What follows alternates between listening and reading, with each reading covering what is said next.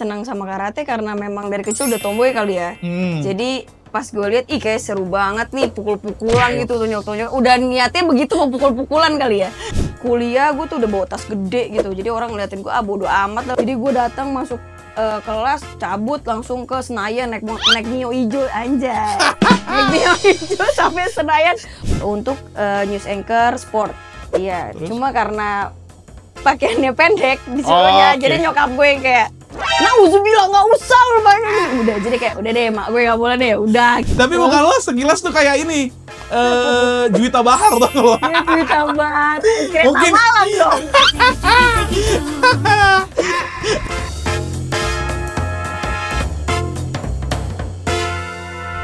Maya Seva, teman-teman. Oh, ya gitu dah. Langsung set. Kayaknya bagi generasi 90-an lo mendengar kata Seva tuh kayak striker AC Milan. Mungkin Shevchenko. Iya, mungkin gua nggak orang pertama yang ngomong gitu kali ya. Iya, betul. Ya kan? Karena pas gue tahu siapa narsumnya Maya Seva. Apa dia penggemarnya Shevchenko kah? Gue juga nggak tahu. Tahu juga kagak gue gitu ya. Apalagi generasi 90-an kan dulu sukanya Serie A ya, Liga Italia, langsung anjing Shevchenko ya bener striker AC Milan kayaknya. Tapi ternyata teman-teman pas gue cari tahu emang bener namanya Maya Seva. Dan dia bukan atlet sepak bola melainkan atlet karate. Emang iya? Iya. Salah. Apa? Atlet karate kan? Bener lah. Muka lu tuh tau gak? Gue langsung panik salah kayak gue. Tapi muka lu sekilas tuh kayak ini Juwita Bahar tuh lo. Ya, Juwita Bahar. Kereta Mungkin malam dong. Ya kan? Gue sekilas. Apa kabar, Mai? Baik, Alhamdulillah. Langsung lah kita lah Atas biar asik. Tuh, bener. Terus gue lihat-lihat di Instagram lo sekarang lo lagi seneng sama motor custom. Betul. Tapi ntar aja kita bahasnya. Jadi apa dulu Kita nih? bahas karatenya dulu. Oh, karate. Okay. Atlet karate nasional juara dapat perunggu ya di SEA Games Filipina 2019. Betul. Medali emas di PON DKI Jakarta 2016 ya? Iya, 2016. Terus juga 2015 di Thailand. Benar nggak sih championship? Betul. Dan terakhir sebelum lo menyelesaikan karir lo juara medali emas juga bergu putri di PON Papua 2021. Itu 3 tahun yang lalu. Kenapa lo senang sama karate, Mai? Kalau awalnya banget senang sama karate karena memang dari kecil udah tomboy kali ya. Jadi di SMP di SD aku itu ada kayak latihan karate nih di lapangannya. Itu rata-rata orang juga kayak gitu ya. Terus kalau pas gue lihat, ih kayak seru banget nih pukul-pukulan gitu, tonjok-tonjok. Udah niatnya begitu mau pukul-pukulan kali ya. Jiwanya makanya jiwa pas gue lihat, barbar. enak banget nih, seru banget ya gitu. Jadi tertarik lah. Oke. Jadi pada saat itu gue kalau ngomong sama mama sama papa pasti nggak bakal boleh nih. Jadi gue ikut-ikutan aja gitu, namanya Jadi lo bocil. diem-diem? Jadi gue diem-diem. Lah kan latihan karate kan biasanya setelah pulang sekolah kan? Betul, emang setelah pulang sekolah, jadi sore-sore waktu itu. Gue ingat banget tuh hari Rabu sore pokoknya setiap latihannya tuh. Izinnya lo selalu apa? Main. Oh. Gue main aja keluar, mau main gitu. Padahal gue latihan karate gitu. Tapi itu latihan karatenya dari sekolah atau dari luar? Dari luar sekolah gitu. Perlu biaya kan? Iya, tapi waktu itu gue bilangnya karena bokap gue waktu itu lagi dinas segala macam, gue bilangnya ya nanti ya kalau orang tua Jadi udah lo ngutang dulu ya? Gue nggak ngutang, tapi gue bohong aja bilang nanti papa saya kesini kok gitu doang. Jadi namanya anak-anak gue ikut, ya udah dikasih aja gitu, ikut-ikut latihan gitu. Mungkin juga bagi pelatihnya juga ya udahlah nggak apa-apa lah, gitu. Biar rame kan, biar gayet yang lain. Nah, ketika lo saat itu pertama kali coba karate, lo nggak takut gitu? Enggak, gue nggak takut. Dan di saat bokap gue tahu, nyokap gue langsung nggak ngizinin. Oke. Awalnya. Itu ketika latihan berapa kali tuh? Baru bentar sih, abis itu udah ketahuan aja gitu kan. Nah, nyokap gue nggak izinin, tapi bokap gue malah justru izinin gue. Karena emang dasarnya bokap gue keras kan. Jadi kayak udahlah biarin aja anaknya. Sedangkan nyokap gue yang kayak, anak perempuan kamu, kayak gitulah. Ini bukan bahas gender ya, iya, namanya pihak ibu gitu loh. Apalagi anak bontot, ya udah. Kok tiba-tiba jadi keras gue, nih? Gitu. SMP kelas? Ingat nggak? Itu SD. Itu SD? Kelas 2 SD. Masih kecil banget, kelas 2 SD. Umur 8 tahun lah itu. Akhirnya lu terus konsisten. Gue baru sampai sabuk kuning, itu berarti sekitar udah 6 bulan ya ikut karate. Gue langsung juara wali kota Jakarta Timur. Yang melihat lo pada saat itu, pelatih lo sendiri percaya? Iya, jadi kan ada karate itu ada 2 ya, ada kumite, ada kata. Kumite itu yang fight-nya, kalau yang kata itu yang gerakan seninya. Oke. Nah saat itu gue disuruh pilih mau ikut yang mana. Gue tetap pilih yang kumite, yang fightnya berdasarnya Oke. pengen pukul-pukulan kan. Oke. Begitu gue ikut di sabuk kuning itu baru 6 bulan karate, nyokap bokap nonton juga, gue langsung juara wali kota waktu itu di Gelanggang Remaja Jakarta Timur. Jadi itu turnamen pertama lo? Turnamen pertama. Langsung juara? Langsung juara. Gokil. 1. Nah dari situ nyokap gue kayak yang ya udahlah emang anaknya keinginannya keras jadi ya udahlah ikut aja gitu. Jadi percaya lah. Percaya dari situ. Oke. Lanjut juara sampai bisa masuk SMP dengan jalur prestasi. Iya. Jalur SMA juga jalur prestasi, sampai kuliah pun juga sama gitu. Tapi mungkin banyak juga yang nonton, banyak temen-temen kalau era, gue nggak tahu ya era kelahiran sekarang sih SMA, SMP tuh 90-an tuh kayak 2007, 2008 itu banyak banget yang memang bisa masuk sekolah favorit atau unggulan melalui jalur olahraga kan? Iya betul. Nah, waktu itu SMP lo SMP di mana? SMP 20, Bulak Rantai. Jadi lo nggak pakai tes gitu? Nggak. Formalitas? Nggak. Nggak, langsung masuk? Ada nggak turnamen awal-awal ketika lo lagi ngerintis lo gagal? Nggak ada sih, Jadi alhamdulillah. juara terus? Alhamdulillahnya. Asli. Berarti lo di Jakarta Timur terkenal sih? Alhamdulillah. Enggak juga sih. Kalau Nggak. karate mah ya. Enggak, mungkin maksudnya pada tahu. di kalangan turnamen yang ya wali kota kah atau antar sekolah kah? Ya, ODSN. Ya dia lagi yang ikut. Udahlah. SN kayak gitu. Ingat gak pelatih pertama lo namanya siapa? Sensei Rita sama Sensei Eko, Sensei Sarif bertiga. Bertiga. Masih ada sampai sekarang. Masih ada sampai sekarang. Ketika lo SMP, akhirnya lo tetap komitmen terus aja. Lo nggak pernah merasa bosen? Bosen pasti, jenuh doang sih. Lebih tepatnya kayak gue pasti ikut basket juga, gue ikut sepak bola wanita juga gitu. Anjrit. SMA. Tapi Jadi emang kalau dasarnya gue- lo olahraga sih. Olahraga tapi Oke. larinya. Jadi kalau gue bosen karate mulu, ya paling nggak latihan beberapa kali. Sisanya tapi gue basket. Kalau enggak gue yang tadi main bola gitu. Jadi itu aja. Pindah-pindah olahraga nggak sempet ngerasain. Maksudnya, udah aku mau basket aja SMP, namanya anak SMP ya. Oh, enggak gue sih. nggak mau ninggalin karate ya sekarang. Gue mau basket aja atau gue mau bola aja lah sekarang nggak. Enggak ada Tetap sih. karate? Tetap karate. Anjrit. Jadi waktu itu juga gue ikut ada namanya Plan Indonesia gitu. Jadi waktu itu masih lagi zamannya 2000 berapa ya? Itu apa namanya Piala Dunia sepak bola wanita tuh. Nah, di Jakarta dibuka deh tuh untuk pertandingan-pertandingan sepak bola wanita. Jadi diikutin lah antara SMA gitu kan. Oke. Pas diikutin ternyata SMA gue ini sampai ke juara harapan 3 gitu. Oke. Nah, di situ dipilih salah satu dari sekolah-sekolah dan gue termasuk untuk yang dikirim kalau nggak salah ke mana gitu gue lupa, Eropa. Nah, di situ ada pilihannya 2. Gue juara juga di karate. Gue mau dikirim ke Cina waktu itu pada saat itu. Itu adalah kejuaraan Asia pertama yang harus gue ikutin sebenarnya. Kredibel Tapi tuh. yang satu lagi Training sepak bola center. nih, sepak bola untuk uji coba. Oke. Jadi dicomot-comot dari berbagai Iya. sekolah, diikutin ke Eropa itu. Oke. Akhirnya gue memutuskan untuk memilih si Karate. Cina ini daripada Iyalah. gue, karena gue mungkin ngerasa dari kecil gue karate ya, jadi kayak udah karate banget gitu. Gue nggak mau ninggalin banget karate. Pilihan hati lo atau berdasarkan saran? Pilihan hati gue. Oh, namanya Udah saklek aja gitu kayak udah karate aja gitu. gue kira mungkin yang namanya orang tua ya. Ya lo pikirin deh baik-baik gitu. Ini juga ada dua yang ini. Nah, akhirnya lo SMA lo di mana? SMA 104. 104. Akhirnya lo ke Cina tuh. Akhirnya gue ke Cina. Itu kelas SMP apa? SMA kelas 1 gitu gue ke Cina. SMA kelas 1. Juara nggak? Enggak. Enggak. Itu untuk pertama kali nggak juara. Nah, tapi itu langkah lo buat jadi atlet nasional ya? Iya, itu udah jadi atlet nasional hitungannya. Hitungannya Tapi udah? junior, iya. Oke. Jadi waktu itu masih kelas junior. belum Iya, senior. iya. Tapi tetap aja kan udah mulai ikut pelatnas, latihan udah mulai sering. Keganggu nggak Apanya? saat itu sama sekolah? Sekolahnya. Sebenarnya sih enggak sih. Jadi tergantung, tapi memang agak lebih capek. Kalau atlet tuh kayak emang lu udah harus punya waktu ekstra aja untuk ngebagi waktu sama sekolah, akademik lo sama hobi lu ibaratnya yang jadi prestasi juga nih Privilege? nantinya gitu. Nggak ada. Nggak ada. Nggak ada.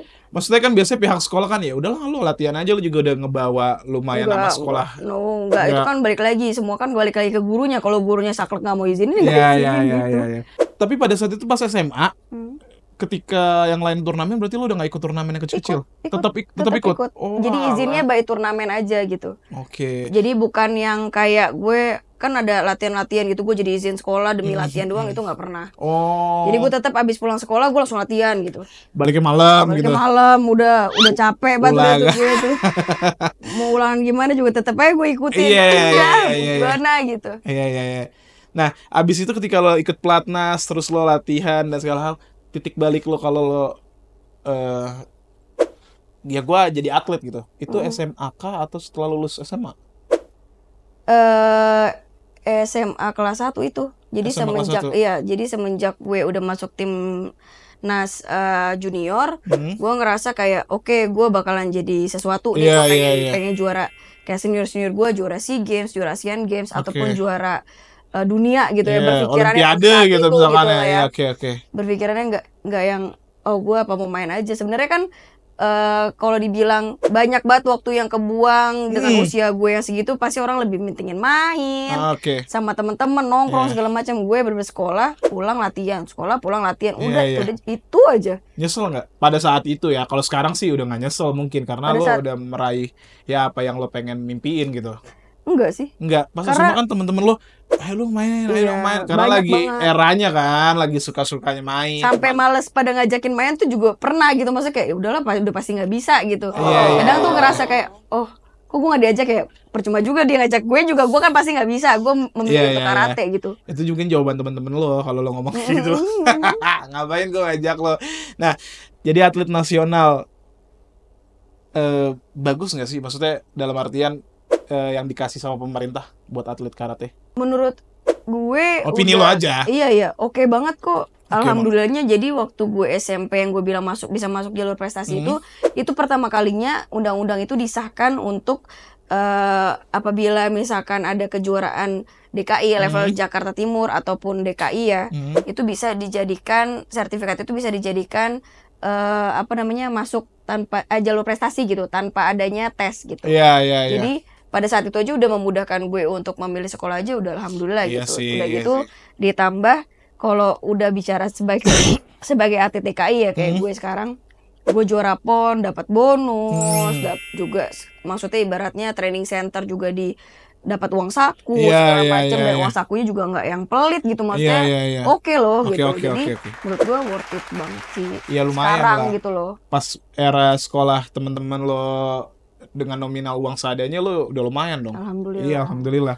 Ketika lo akhirnya nggak milih kuliah, terus kuliah nggak sih? Kuliah di UNAS, Universitas Nasional. Jurusannya jurnalistik katanya. Jurnalis. Kenapa lo milih jurnalistik gitu? Sedangkan lo berangkatnya menjadi atlet gitu. Yang awamnya kan biasanya kenapa lo nggak jurusan olahraga aja di IKIP gitu. Anjir, IKIP lama banget gue. UNJ maksudnya. Gue orang lama banget. Iya lagi. Ya kan? Karena kan ada kan yang paling terkenal salah satunya jurusan olahraga kan di UNJ di Rawamangun. Iya, betul. Itu semua rata-rata ya mau pelari kayak renang dan lain hal. Ya di UNJ. Kenapa? Karena gue ngerasa kayak hidup gue bukan cuman olahraga doang. Gue tuh bukan tipikal yang gue suka olahraga, udah olahraga aja gue tekunin kayak gitu. Jadi gue suka politik, gue suka sesuatu hal yang baru dan pengen taunya tuh besar gitu loh. Jadi gue lebih milih untuk jurnalis waktu itu pada saat itu sukanya. Karena gue suka banget baca koran pada saat itu. Di saat mungkin orang-orang baca Twitter, gue lebih suka baca koran gitu. Lebih kayak gitu sih. Jadi dan sebenarnya gue lebih suka sih ke broadcast. Broadcast juga, cuma waktu itu gue ngerasa jurnalis aja deh gitu. Gue pengen tahu jurnalis kayak gimana sih gitu. Karena waktu itu berpikiran jadi news anchor itu keren kayaknya gitu. Pernah coba? Pernah. Terus nggak dilanjutkan atau gimana? Waktu itu sebenarnya nggak boleh sih sama nyokap gue. Jadi waktu itu gue pernah di salah satu TV udah casting, tapi untuk news anchor sport ujung-ujungnya. Iya pasti. Iya. Terus? Cuma karena pakaiannya pendek disuruhnya, jadi nyokap gue yang kayak malu be orang Arab. Jadi kayak yang nauzubillah nggak usah udah, jadi kayak udah deh mak gue nggak boleh deh udah gitu. Jadi mungkin buat teman-teman yang culture-nya ada di keluarga Arab mewajari hal tersebut sih. Ya bagi teman-teman yang lain kan kok nggak boleh ya, beda lah pokoknya intinya. Beda lah, udah gue nggak bisa sebutin ya gimana. Akhirnya nggak jadi tuh. Akhirnya nggak jadi. Nulis gue nggak begitu suka sebenarnya. Gue lebih sukanya tuh wawancara orang aja gitu. Jadi kalau misalkan waktu beberapa kali gue kan sempat di seputar Indonesia juga kan di RCTI. Waktu itu gue magang, gue banyak belajar juga jadi jurnalis seperti apa. Gue ikut-ikut liputan segala macem. Gue suka gitu mencari sesuatu hal dan gue menggali orang tuh gue suka. Tapi kalau gue disuruh nulis kayak aduh males banget ya gue. Susah ya rangkai kata. Susah. BTW itu harus pakai feel.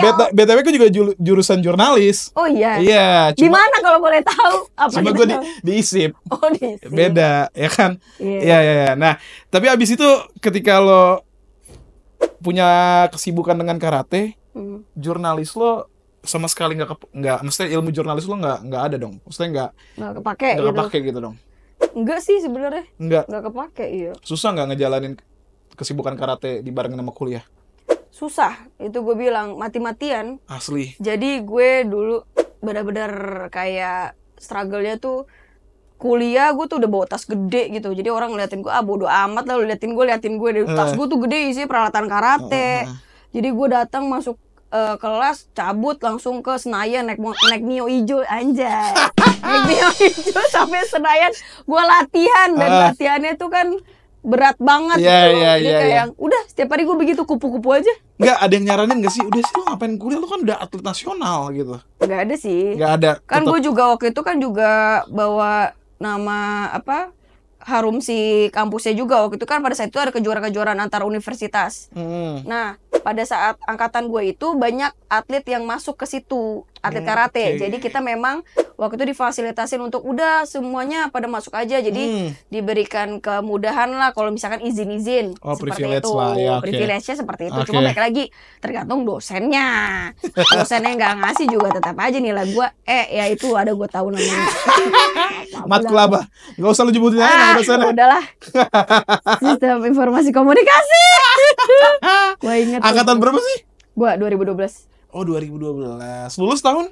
2016. Termasuk yang ideal sih sebetulnya dengan kesibukan yang seharusnya 3,5 tahun. Harusnya. Jadi alhamdulillahnya ini tuh yang gue bilang. Kalau mungkin sekarang banyak yang bilang nggak bisa, kita kan masih atlet, kita nggak bisa. Adalah beberapa juga mungkin yang meragukan nggak bisa lo ngejalanin dua-duanya gitu.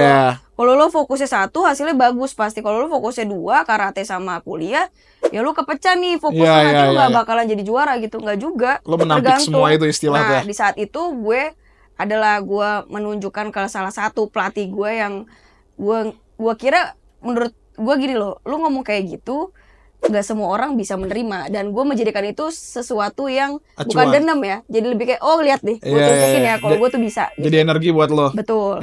Sampai akhirnya gue kuliah segala macam, gue masih skripsi di saat itu juga, gue masih di asrama.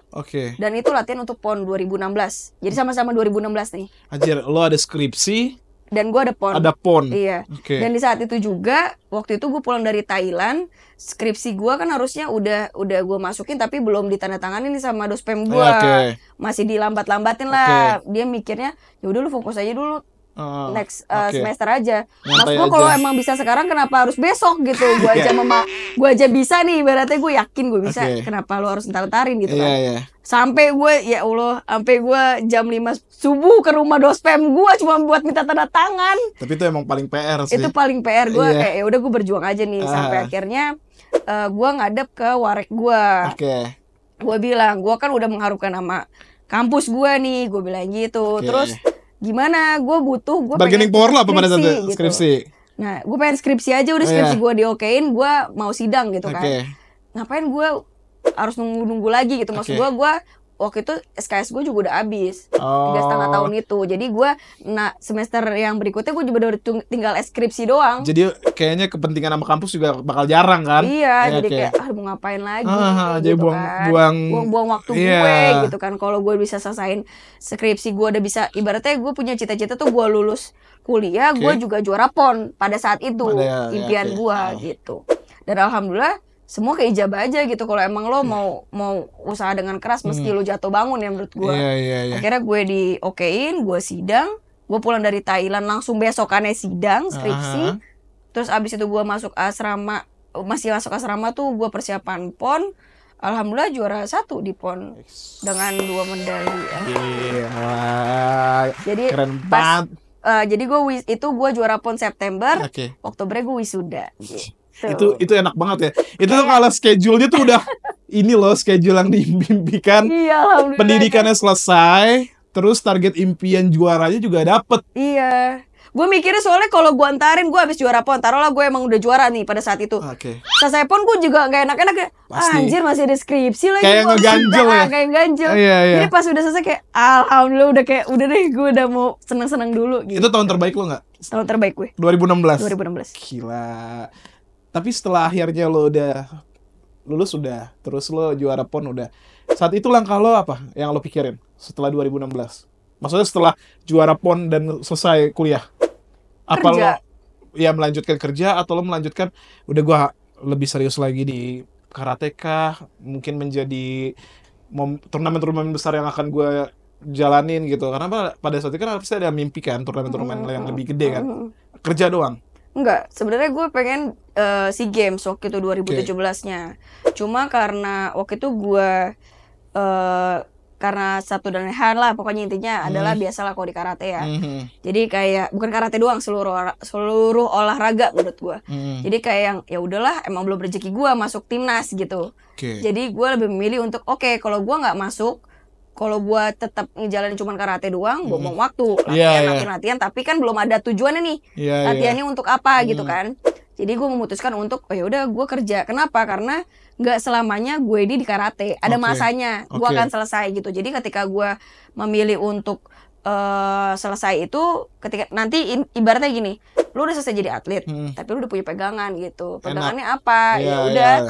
Ilmu yang lo dapetin dari pekerjaan lo aja gitu. Lumayan berpolitik gak sih untuk jadi atlet di Indonesia? Gak apa-apa. Ini kan cuma pertanyaan. Kalau lo tidak, gue tidak mau jawab. Oke, gue kan gak ngapa-ngapa juga.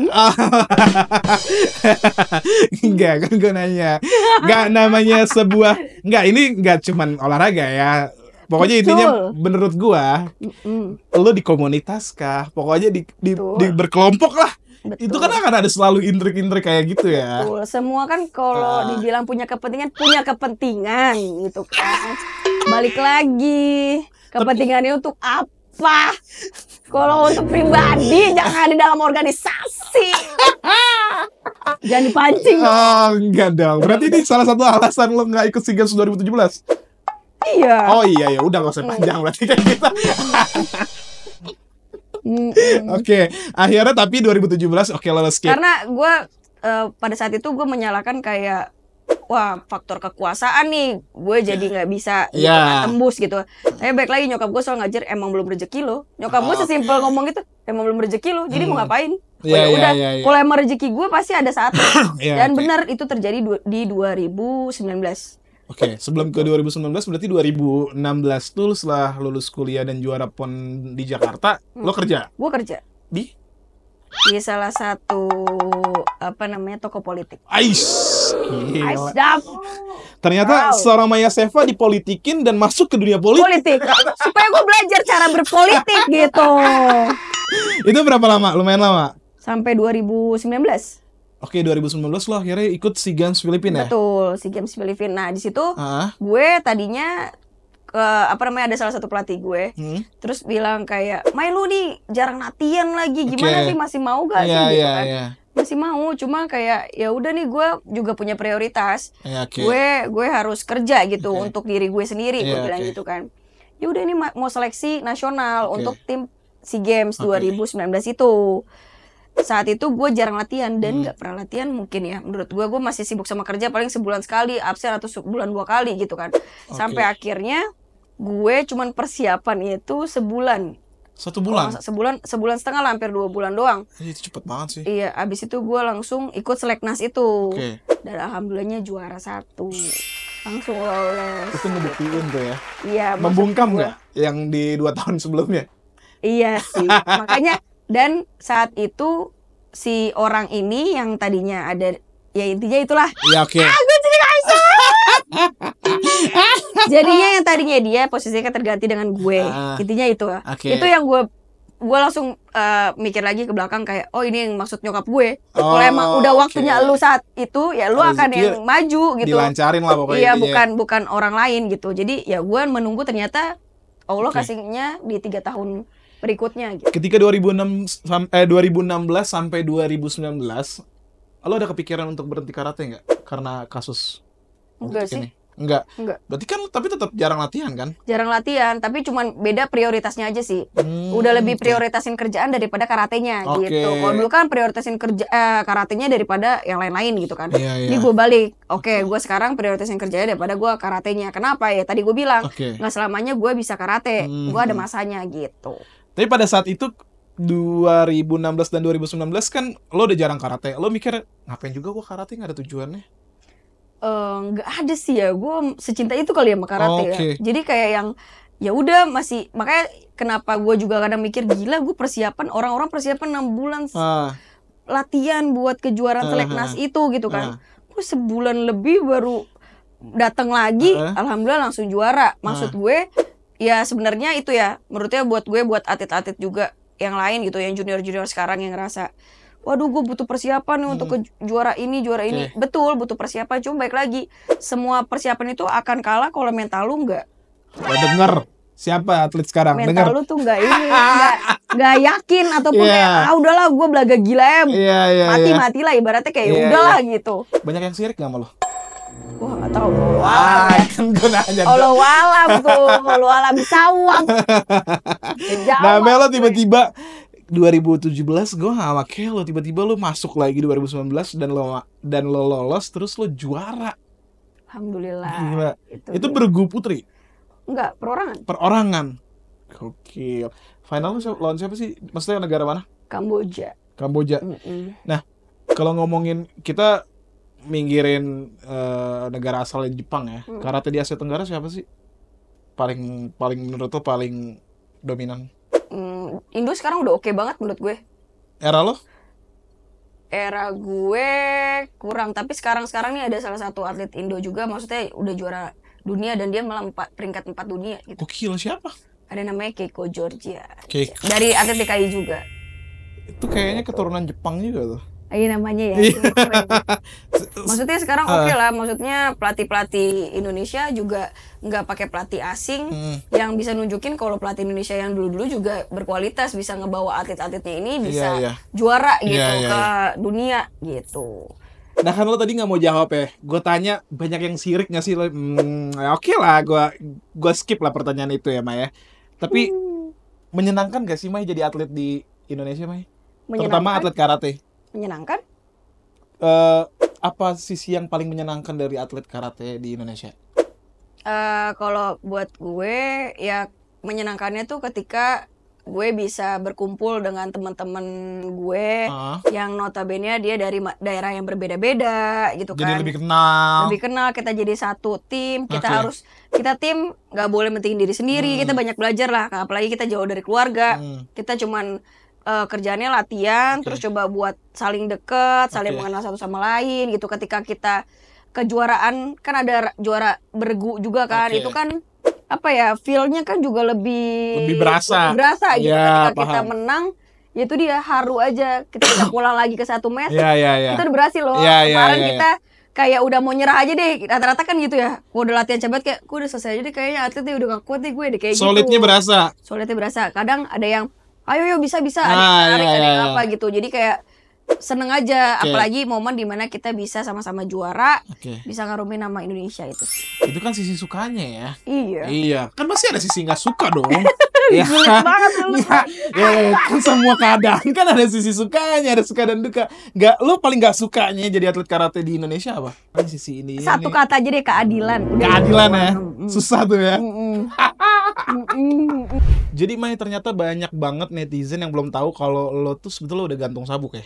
Iya, udah selesai. Jadi ini belum pernah gue ngomong dimanapun memberikan statement kayak sebenarnya gue udah selesai guys, gue udah gak jadi atlet lagi nih gitu. Jadi bener-bener final keputusan lo untuk meninggalkan atlet karate ya, bukan dunia karate ya. Atlet karatenya pas gue memutuskan untuk operasi ACL itu 2021 setelah PON Papua. Tapi lo tetap masih di dunia karate kan? Masih dong. Masih jadi pelatih? Masih jadi pelatih perguruan. Lo ada keinginan punya klub sendiri nggak sih? Keinginan punya klub sendiri, sebenarnya gue masih punya dojo gue sendiri aja, belum gue urusin banget gitu. Jadi untuk kepikiran punya klub sendiri sih masih belum ya. Karena gue kan pelatih yang pertama gue ini masih punya anak buah nih, alhamdulillah sekarang. Dan mereka kan udah pada tua juga kan, harusnya gue yang meneruskan. Tapi kan karena gue bukan sepenuhnya yang karate banget, jadi hidup gue cuma karate doang tuh enggak. Karena gue punya kesibukan kerja, jadi belum kepegang lah gitu. Jadi untuk gue punya klub kayaknya belum kepikiran sih. Jadi sekarang lo fokusnya adalah karir. Lo menjadi wanita karir. Budi Kampret. Jadi secara fokus udahlah karir aja. Iya, jadi lebih mikirnya sekarang, apalagi dengan umur gue segini, 17 tahun. Jadi kayak bener. Jadi kayak lebih fokusnya gue mau jadi apa nih ke depannya gitu, jenjang karir gue seperti apa kayak gitu sih. Ya kan biasanya atlet-atlet nyobain jadi PNS ya. Iya betul. Ya kan. Lo ada coba gitu.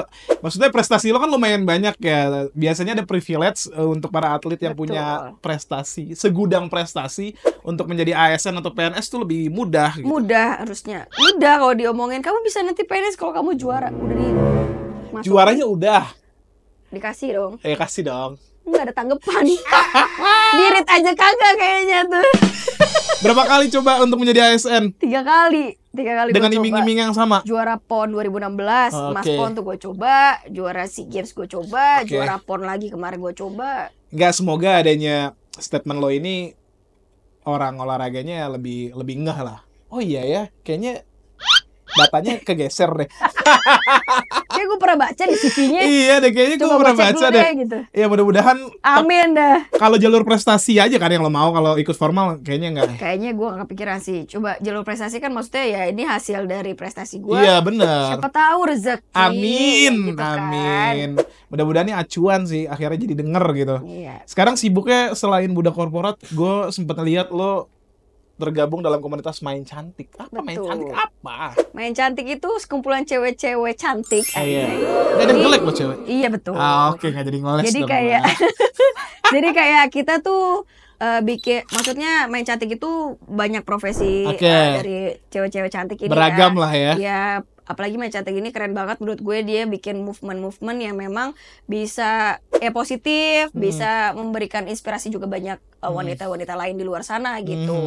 Jadi kayak kemarin juga Hari Kartini, ada yang naik gunung. Contohnya gue juga merayakan Hari Kartini di gunung bersama teman-teman main cantik gitu, pakai kebaya segala macam di sana. Iya.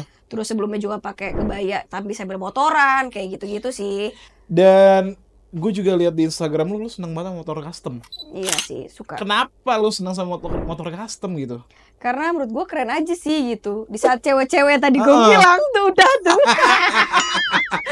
Cewek-cewek duduknya kan begini, begini gitu. Jadi lebih kayak keren juga sih. Maksudnya gue lebih suka, emang agak-agak tomboy tapi lebih suka keren aja gitu. Laki-laki pakai menurut gue tuh keren sih gitu. Iya. Terus lu ikut Multimedia kemarin. Iya. Pusing gak lu dengan ribuan motor? Gue pertama kali tuh kemarin ikut, seru banget sih menurut gue, tapi emang panas kan. Tapi kayak seru banget sih, bisa kenal banyak orang juga gitu, siapa aja juga ada di situ. Macem-macem lo profesinya lah. Macem-macem orang. Iya. Keren sih. Kita kemarin juga diundang sih, tapi emang cool lah, Warriors Jakarta pokoknya. Nah, setelah ini gue sebelum akhir kita tutup obrolan ya, kita mau ngobrolin relationship. Apa itu? Ya ini mewakili juga netizen, meskipun kata lo gak ada tuh yang nanya tentang relationship gue tuh. Hah? Siapa coba? Ya karena gue berani ya temen-temen ya. Lo punya pacar sekarang? Ada. Lo gak mau disebutin pacarnya? Gak usah. Dan emang lo gak mau update di Instagram lo? Gak usah. Itu kesepakatan berdua kah? Gak, gue doang. Gak usah, gue paling gak suka jadi. Iya benar. Gitu.